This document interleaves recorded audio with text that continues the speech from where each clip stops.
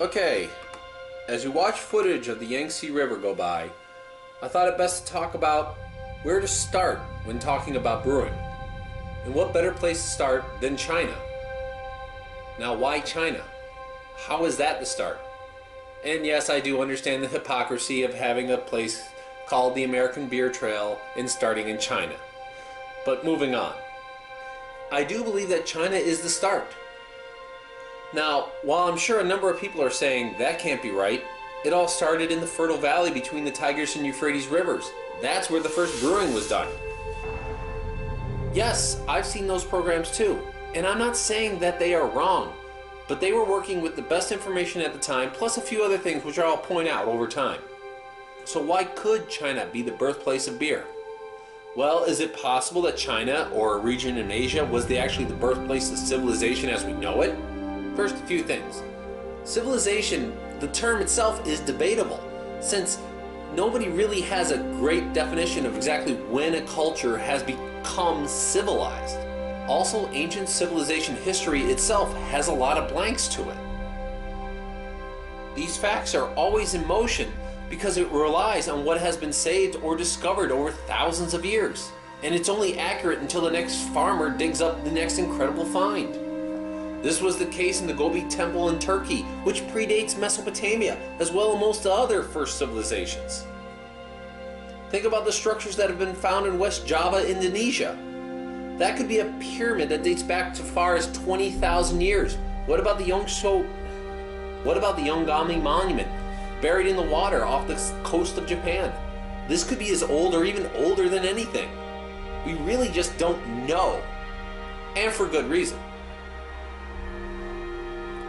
In order for us to know about the ancient world, a lot of things need to come together.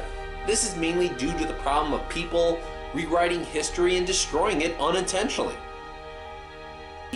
In order for an ancient culture to be well known in today's society, certain things need to happen. Because let's face it, unless you find physical proof of the culture, it gets thought as more of a legend. Just think of Atlantis, El Dorado, Troy. First, the people need to build using materials which last the test of time. Stone buildings, stone carvings can be found later. Wood, mud, not so much. The main reason Mesopotamia is thought to be the birthplace of writing is because tablets were found with writing on it. On the other hand, look at Chinese characters. Would anyone really like to attempt to carve these into stone? Chinese used rice paper, which deteriorates over time. Animal hides too. So the guess of where writing actually fundamentally started is open to debate, although the first proof of it is definitely in Mesopotamia. The next important condition is that these civilizations need to be abandoned and not resettled. They need to be forgotten so that they can be found later. Practically every civilization we know about relies on it. The Sphinx of Gaza was buried up to its neck in sand before it was rediscovered. Machu Picchu was rediscovered in 1911, overgrown by a forest. The Dead Sea Scrolls were an accident. Babylon was found in 1894. Up to that time, some academics actually thought it was a myth.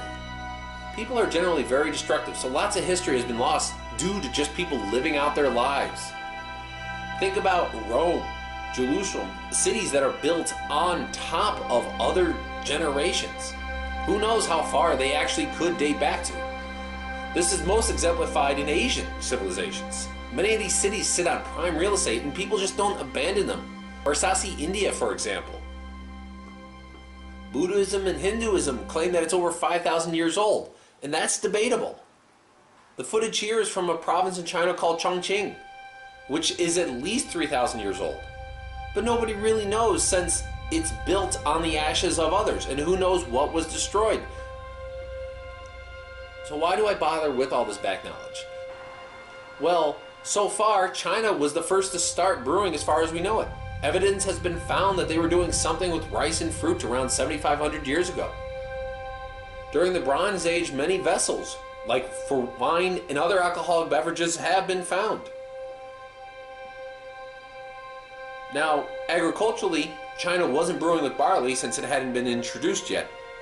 But China, they did have cereal grains like millet or wheat, which could have been used in fermentation. I find it hard to believe that someone in China didn't attempt to ferment it. This is a culture which brought us a lot of inventions. Gunpowder, the compass, printing, paper, silk, noodles, and of course, pants.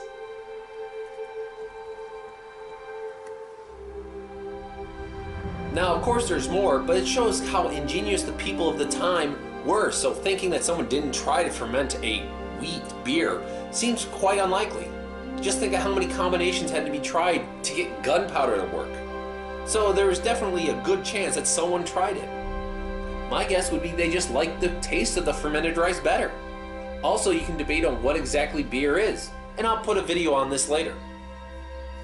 This doesn't mean that tomorrow they won't find something that the Chinese were doing it, and what also doesn't mean that somewhere else in the world they weren't doing it first. It's just a good place to start. But another reason to start in China was that it was available to me now to go to it. And it's a safe, interesting, and fascinating place to go right now, and just to investigate the brewing scene. As for Iraq, Iran, not so much. They seem to have a lot of problems in the news right now.